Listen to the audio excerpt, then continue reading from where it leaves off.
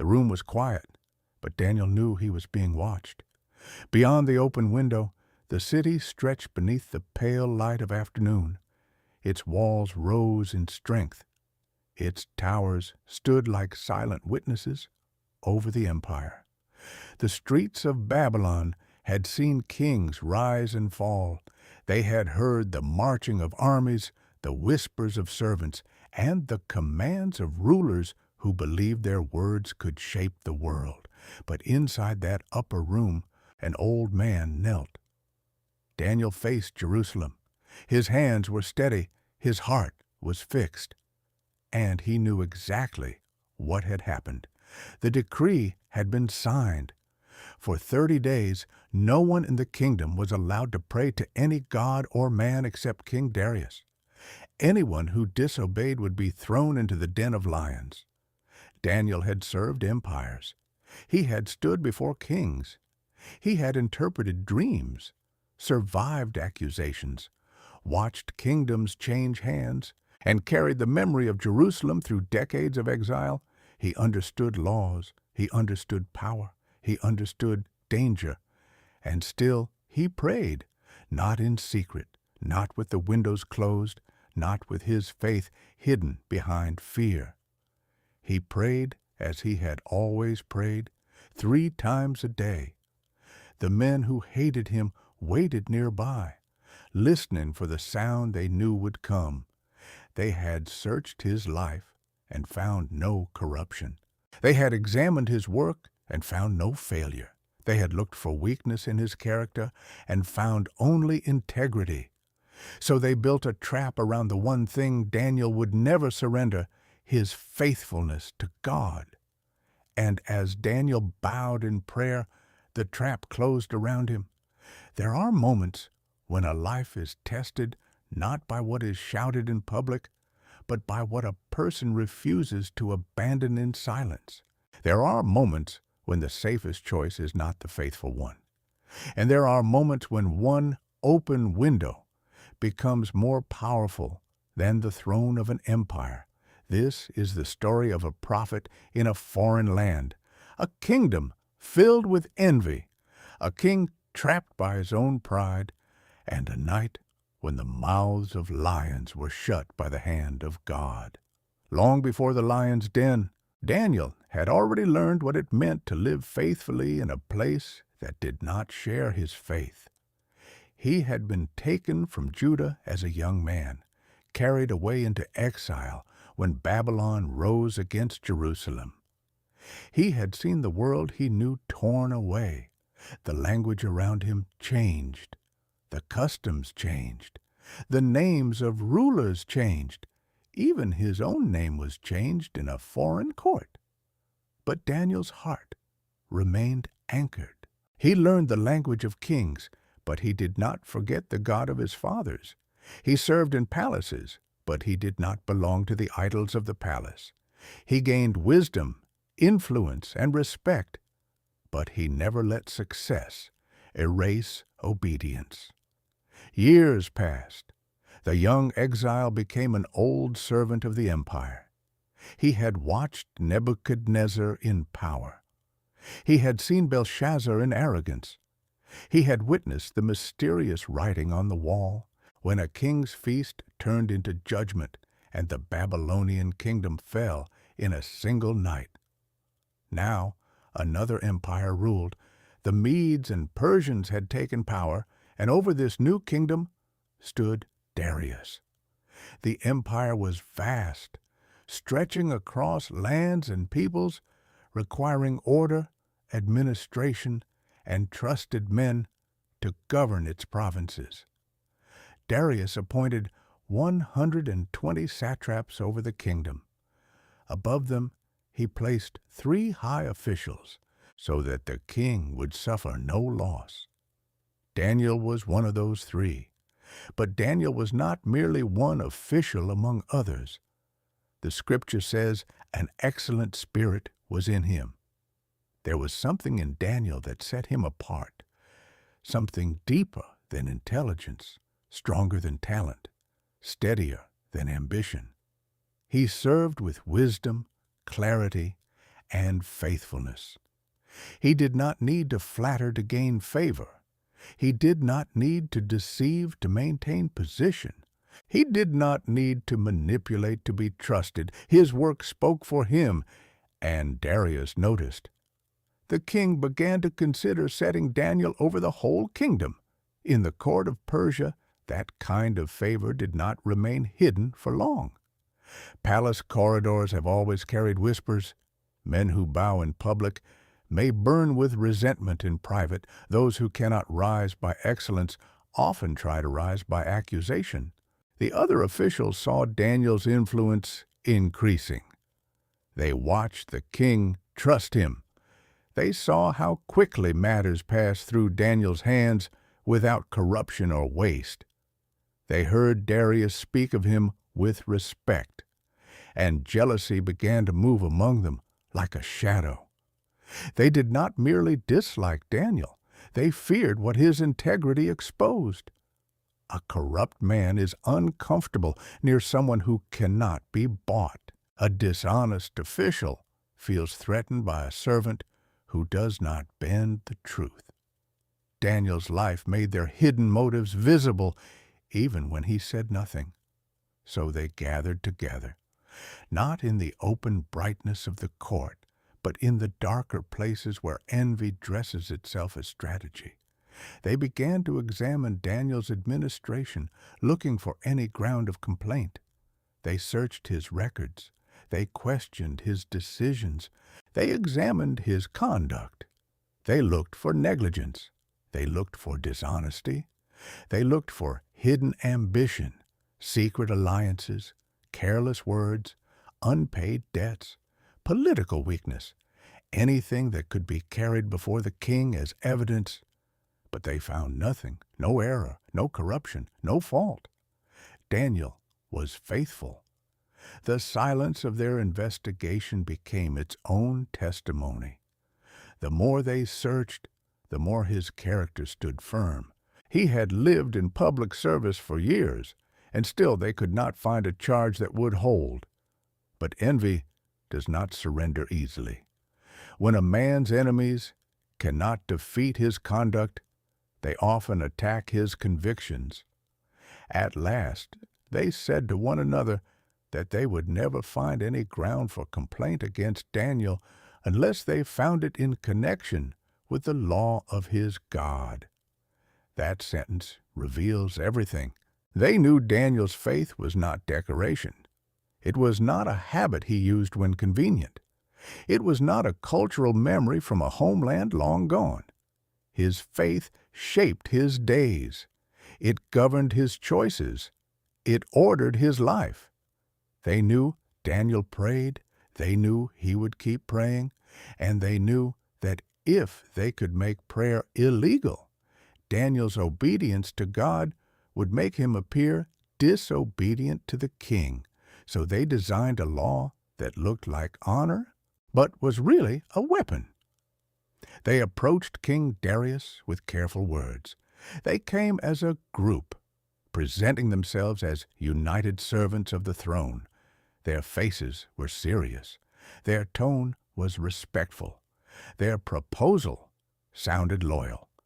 They told the king that all the officials of the kingdom, the administrators, satraps, counselors, and governors, had agreed that the king should establish an ordinance and enforce an injunction. Whoever made petition to any god or man for 30 days, except to the king, should be thrown into the den of lions. It was a masterful trap. They did not begin with Daniel's name. They began with Darius's pride. They wrapped their scheme in the language of unity. They made the decree sound like a celebration of royal authority. For 30 days, all petitions, all prayers, all appeals would go through the king alone. The empire would look toward Darius as the only source of favor. To a ruler trying to secure authority over a vast kingdom, the proposal may have seemed useful. It would unify the people. It would magnify the throne. It would test loyalty. It would elevate the king. But beneath the polished surface of their words was a blade, aimed at one faithful old man. They also insisted that the decree be written according to the law of the Medes and Persians, which could not be revoked. Once sealed, it would stand. Not even the king could simply take it back. Darius listened. Perhaps he heard loyalty. Perhaps he heard admiration. Perhaps he heard what powerful people often hear when others appeal to their importance. He may not have seen the envy behind their request. He may not have noticed Daniel's absence from their so-called agreement. The document was brought. The words were written. The penalty was clear, and the king signed. With one royal decision, prayer became a crime. Somewhere in the machinery of empire, a law went forth that placed the conscience of Daniel against the command of the throne. The officials had what they wanted. The ink was dry.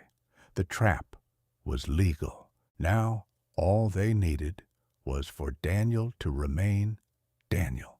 When Daniel knew that the document had been signed, he went to his house. That detail matters. He was not ignorant. He was not careless. He was not acting out of confusion. Daniel knew the decree existed. He knew the consequences. He knew the law was not a rumor. He knew his enemies had prepared it for him. And still, he went home. There was no crowd waiting for a speech, no dramatic protest before the palace gates, no attempt to gather followers, no performance of defiance. Daniel simply returned to the place where he had always met with God.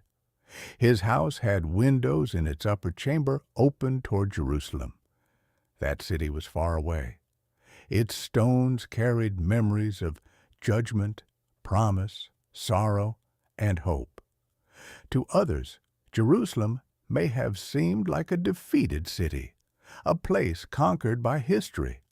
But to Daniel, Jerusalem remained the city of covenant, the place tied to prayer, repentance, and the promises of God. So he knelt. As he had done before, 3 times a day, he prayed and gave thanks before his God. That is one of the quiet wonders of the story. Daniel did not pray only in desperation. He gave thanks, even under threat, even when enemies were watching, even when the next sound in the hallway could be the arrival of men coming to accuse him. He gave thanks. Faithfulness does not always look loud. Sometimes it looks like an old man kneeling at the same hour, in the same place, with the same trust, while the empire changes its laws around him. Daniel's courage was not reckless. It was rooted. He had spent a lifetime choosing obedience before the crisis came. The lion's den did not create Daniel's faith. It revealed it. The officials came by agreement and found Daniel making petition and plea before his God. They had expected it. They had counted on it. And there he was, not hiding, not compromising, not replacing prayer with silence for 30 days, not waiting until the danger passed. Daniel was praying. To his enemies, it was evidence. To heaven, it was worship. The officials hurried back to the king. They did not begin by saying Daniel's name. They first reminded Darius of the law. They asked if he had not signed an injunction that anyone who made petition to any god or man within 30 days, except to the king, should be thrown into the den of lions. The king confirmed it. The thing stands fast according to the law of the Medes and Persians, which cannot be revoked. Only then did they speak Daniel's name. They said that Daniel, one of the exiles from Judah, paid no attention to the king or the injunction he had signed, but made his petition 3 times a day. Notice how they described him, not as Daniel, the trusted official, not as Daniel, the wise servant, not as Daniel, the man with an excellent spirit. They called him one of the exiles from Judah. They reduced him to his foreignness. They made him sound ungrateful, disloyal, outside the proper order of the empire. Their words were shaped to wound. They knew Darius respected Daniel, so they framed Daniel's faithfulness as disrespect toward the king. The accusation landed, and Darius understood too late. The scripture says the king was greatly distressed. This was not what he had intended. The decree that had seemed to magnify his throne had become a snare around his conscience. He saw the trap. He saw the men's manipulation. He saw that Daniel was the target, and the king set his mind to deliver Daniel. Until the sun went down, he labored to rescue him. Imagine that day in the palace, the light shifting across stone floors, servants moving quietly, officials waiting with cold patience, Darius searching every possible angle, every exception, every legal path. Could the decree be challenged? Could the penalty be delayed? Could the interpretation be changed? Could royal authority somehow protect the very man royal authority had endangered? But the law was fixed. The same men who had manipulated the king now returned to pressure him with his own signature. They reminded him that no injunction or ordinance the king established could be changed. They had trapped Daniel, but they had also trapped Darius. The king, who had been flattered as supreme, now discovered he was bound by the system that praised him. Power without wisdom can become a prison. At last, the command was given. Daniel was brought. The day had moved toward evening. The city that had watched decrees proclaimed now watched their consequence unfold. The palace was not filled with triumph, at least not for the king. It was filled with grief. Darius spoke to Daniel before the sentence was carried out. His words were not proud now. They were not the words of a man claiming divine honor. They were the words of a troubled king who knew Daniel's God was Daniel's only hope. He said, "May your God, whom you serve continually, deliver you." There was no promise the king could make, no army he could send, no legal order he could reverse. Only a desperate hope spoken toward the God Daniel had served all along. Daniel was taken to the den of lions. The den was not merely a symbol. It was a place of real danger, a place used by empire as punishment, a place meant to end hope. The lions were powerful, untamed, and feared. The opening of the den stood before Daniel like the final edge of human help. But Daniel had already faced the deeper question upstairs, in prayer. The den was not where he decided whom he would serve. He had decided that long before. A stone was brought and laid over the mouth of the den. The king sealed it with his own signet and with the signets of his lords, so that nothing concerning Daniel might be changed.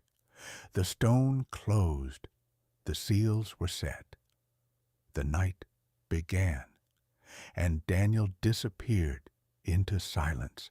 Above him, the empire continued. Below, in the darkness, a faithful man waited with God. The scripture does not describe every moment inside that den. It does not tell us every sound, every breath, every movement in the shadows. It does not turn the night into spectacle. It leaves the scene with reverent restraint. But it tells us enough. Daniel was not alone. The lions were there, but so was the God who rules over kings and kingdoms, over decrees and dens, over darkness and dawn. In the palace, Darius returned to his chambers. There was no feast that night. No music was brought before him. Sleep fled from him. The king, who had been honored by a decree, now lay awake under the weight of it. He had everything a ruler could command, yet he could not command peace into his own heart. He could order servants, soldiers, officials, and provinces, But he could not order the law to release Daniel.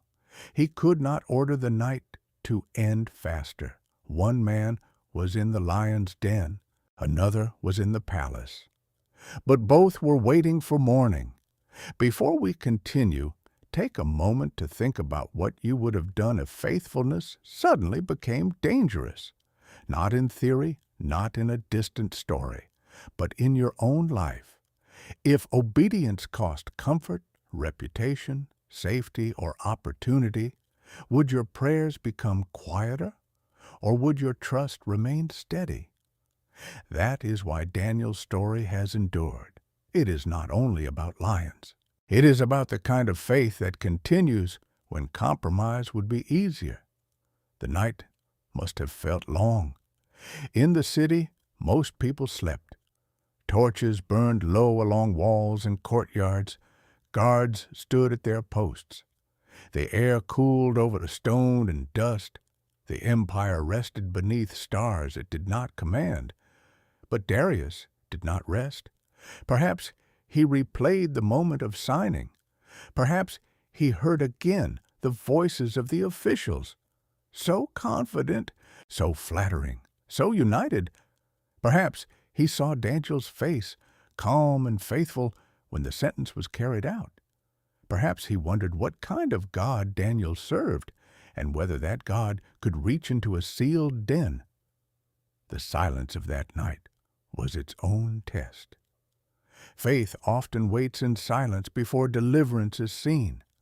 For Daniel, the darkness did not mean God was absent.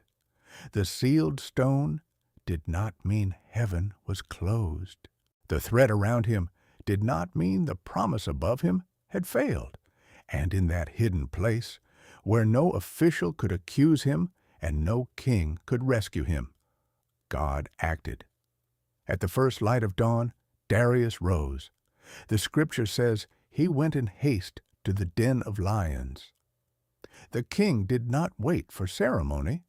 He did not summon a grand procession to display royal composure. He hurried. Morning light spread across the empire, touching palace roofs, walls, and roads. The night that had seemed endless began to loosen. The sealed stone waited at the mouth of the den. Darius approached with anguish in his voice. He cried out to Daniel. His question carried both fear and hope. O Daniel, servant of the living God, has your God, whom you serve continually, been able to deliver you from the lions? The king called Daniel a servant of the living God, not servant of the empire. Not servant of Darius, not exile from Judah, servant of the living God. In the silence after that cry, everything seemed to hold its breath. Then a voice answered from within the den, O king, live forever. Daniel was alive. The words must have struck the morning like light, breaking into a locked room. The man whom the officials had condemned was speaking. The servant whom the king had failed to rescue was unharmed. Daniel continued. He said that his God had sent his angel and shut the lions' mouths, and they had not harmed him, because he was found blameless before God. And also before the king, he had done no harm. Daniel did not rage. He did not accuse Darius with bitterness. He did not celebrate himself. He testified to God. God had sent his angel. God had shut the lions' mouths. God had preserved him. The den that was meant to prove Daniel powerless became the place where God's power was revealed. The punishment designed by envy became a testimony. The silence of the night became the prelude to a voice at dawn. Darius was exceedingly glad. He commanded that Daniel be taken up out of the den. And when Daniel was lifted from that place, no kind of harm was found on him, because he had trusted in his God. That is the center of the story. Not that Daniel was strong enough, not that Daniel was clever enough, not that Daniel knew how to escape, but that Daniel trusted God. The world had placed him in a situation where every human door closed. The law could not help him. The king could not help him. His reputation could not help him. His years of service could not help him. His wisdom could not reverse the decree. But trust remained, and God was able to save. The story then turns toward justice in a way that reminds us the biblical account does not treat evil lightly. The men who had maliciously accused Daniel were brought to face the consequences of their actions. The trap they designed returned upon them. Their scheme, built on envy and deception, collapsed under the weight of God's deliverance and the king's authority. The focus of the story is not cruelty. It is the seriousness of corruption, false accusation, and the danger of using power to destroy the innocent. The officials wanted Daniel erased because his integrity threatened them, but in the end, their own dishonesty exposed them. Darius then wrote to all the peoples, nations, and languages that dwell in all the earth. The same empire that had heard a decree forbidding prayer now heard a proclamation honoring the God of Daniel. The king declared peace to be multiplied. He commanded that in all his royal dominion people should tremble and fear before the God of Daniel. For he is the living God, enduring forever. His kingdom shall never be destroyed. His dominion shall be to the end. He delivers and rescues. He works signs and wonders in heaven and on earth. He who saved Daniel from the power of the lions. Those words are astonishing because they came from a foreign king, a ruler of empire, a man who had been manipulated by pride and law. Darius had learned something through the night that no flattering official could teach him. The throne of Persia was not ultimate. The laws of men were not supreme. The living God was not confined by royal decrees. And Daniel, the exile from Judah, served a kingdom greater than any empire on earth. So Daniel prospered during the reign of Darius and the reign of Cyrus the Persian. But his prosperity was not the shallow triumph of a man who had simply survived danger. It was the vindication of a life built on faithfulness. Daniel's story is powerful because it does not begin with the miracle. It begins with consistency. He was faithful before he was threatened. He prayed before prayer was outlawed. He served with excellence before jealousy rose against him. He honored kings without worshiping them. He lived in a foreign land without surrendering his identity. When crisis came, Daniel did not suddenly invent courage. He continued the obedience that had already shaped him. That is why the open window matters. That window was not just an architectural detail. It was a declaration. It faced Jerusalem, the place of promise, the place of memory, the place that reminded Daniel that exile was not the end of the story. Every time he prayed, he turned his heart toward God's covenant. The empire could rename him, employ him, promote him, accuse him, and condemn him. But it could not own his worship. There is a quiet warning here for every generation. Not every trap looks like hatred at first. Some traps come dressed as honor. Some arrive as policies that seem reasonable, opportunities that seem beneficial, compromises that seem temporary. Daniel's enemies did not begin by roaring like lions.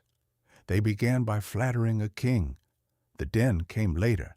That is how danger often works. It does not always ask a person to abandon everything at once.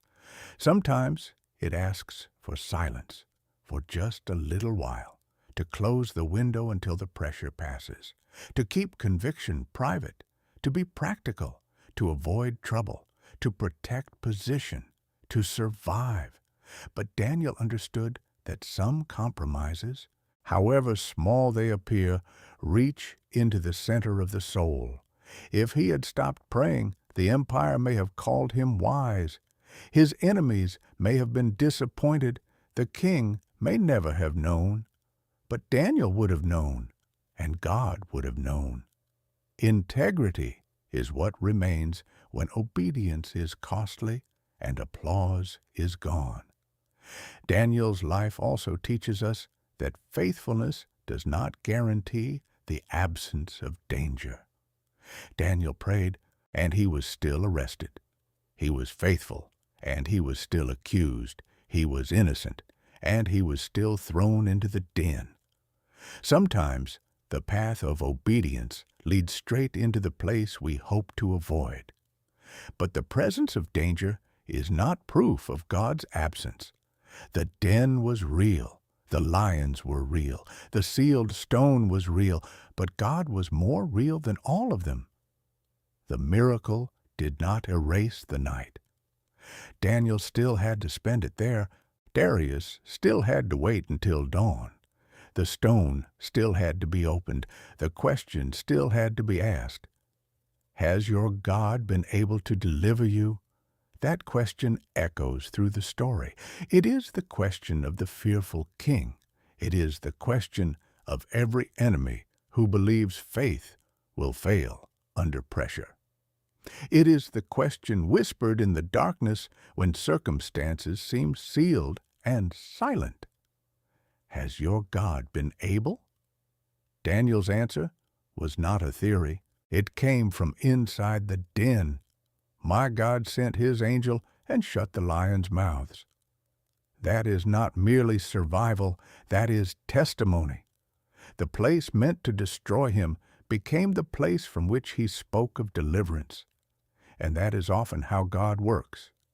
He does not always keep his servants from the den, but he is able to meet them there. He does not always prevent the night, but he is Lord of the dawn. He does not always silence the accusers before they speak, but he can vindicate the faithful after every human verdict has been sealed. Daniel's story may be ancient, but its challenge is immediate. We still live in a world where integrity can be inconvenient, where envy can disguise itself as concern, where systems can be manipulated by hidden motives, where public honor and private compromise often stand close together, where prayer can feel small compared to pressure. But Daniel reminds us that faithfulness is never small in the eyes of God. A kneeling man in an upper room may look powerless to an empire, but heaven sees differently. The officials thought they had found Daniel's weakness. They had actually found his strength. They thought prayer would be the charge that condemned him. It became the evidence of his trust. They thought the lion's den would end his influence. It magnified his witness across the kingdom. And King Darius, who had signed a decree demanding petitions only to himself, ended by proclaiming the greatness of Daniel's God to the nations. That is the reversal at the heart of the story. The proud are humbled. The faithful are preserved. The hidden motives of the wicked are exposed. The living God is honored. Daniel did not need to control the outcome in order to remain faithful in the moment. He did not know, when he opened his windows, exactly how God would deliver him, or even whether deliverance would come in the way he hoped. He simply knew whom he served. Faith is not obedience only when we can predict the ending. Faith is obedience because God is worthy even before the dawn comes. There is also something deeply human in the grief of Darius. He was a king, but he was not free from regret. He had authority, but he lacked a discernment. He admired Daniel, but admiration was not enough to protect him from manipulation. Darius's anguish reminds us that good intentions can still produce painful consequences when pride listens to flattery. He signed too quickly. He trusted the wrong voices. He enjoyed the honor without examining the motive behind it. And by the time he understood, the law had already trapped him. This is why wisdom matters in leadership. Not every person who praises you is for you. Not every united voice is honest.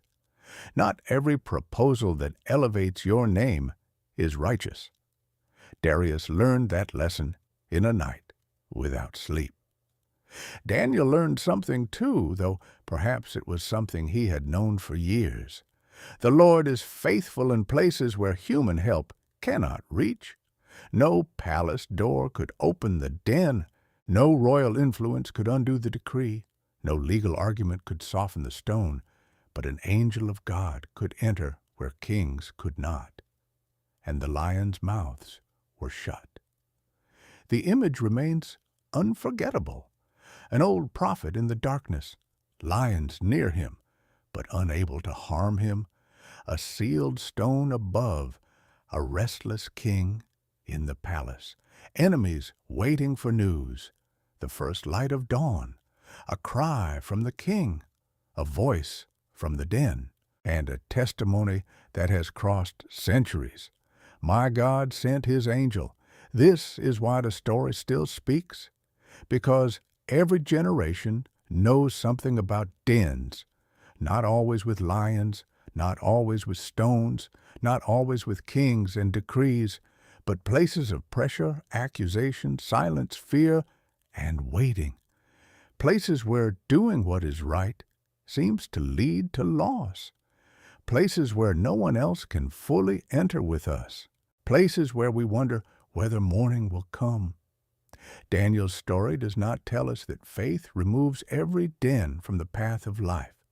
It tells us that God is sovereign even there. It tells us that prayer is not weakness. It tells us that integrity is not wasted. It tells us that unseen faithfulness matters. It tells us that the living God is able to deliver. And it tells us that even when the world seals the stone, heaven is not sealed out. As Daniel emerged from the den, the empire saw more than a rescued man. It saw the witness of a faithful life. No harm was found on him because he had trusted in his God. That phrase should settle deeply in the heart, because he had trusted in his God, not because the king was powerful enough, not because the law was flexible enough, not because the officials were merciful enough, because he trusted in his God. Daniel's trust had been tested in exile, in service, in politics, in accusation, in prayer, in darkness, and in deliverance. Through it all, he remained steady. And that steadiness is part of what makes him so compelling. He was not a young warrior rushing into battle. He was not a king commanding armies. He was an elderly servant of God, kneeling in prayer, standing in integrity, and refusing to let fear decide his worship. There is quiet strength in that, the kind of strength that does not need to shout, the kind that survives pressure because it is rooted in something deeper than circumstances, the kind that can look at a royal decree and still open the window. As this story comes to a close, it leaves us with a question. What are the open windows in our own lives? What are the practices of faithfulness we must not abandon when pressure rises? Prayer, integrity, truth, courage, gratitude, obedience when no one applauds, faith when the outcome is uncertain. Daniel did not become faithful in one dramatic moment. He became faithful through daily surrender. The miracle in the den was seen by the empire, but the roots of that miracle were watered in the quiet rhythm of prayer, 3 times a day, day after day, year after year, until the day came when the whole kingdom saw what heaven had long known. If Daniel's story spoke to you, leave a comment with the part that stayed with you most. And if you want to keep walking through these cinematic biblical stories, you can subscribe and join us for the next one. The final image of Daniel is not merely a man escaping death. It is a man standing as a witness that kingdoms rise and fall, but the living God endures forever, a witness that laws may change, rulers may be deceived, and enemies may scheme, but God sees the faithful, a witness that prayer can outlast pressure, a witness that integrity still matters when no one else understands, and a witness that the dawn belongs to God. The stone was sealed, the night was long, the lions were near, but Daniel was not alone, and when morning came, the voice that should have been silenced was heard again. O King, live forever. The prophet lived, the king trembled, the empire listened, and the God of Daniel was glorified.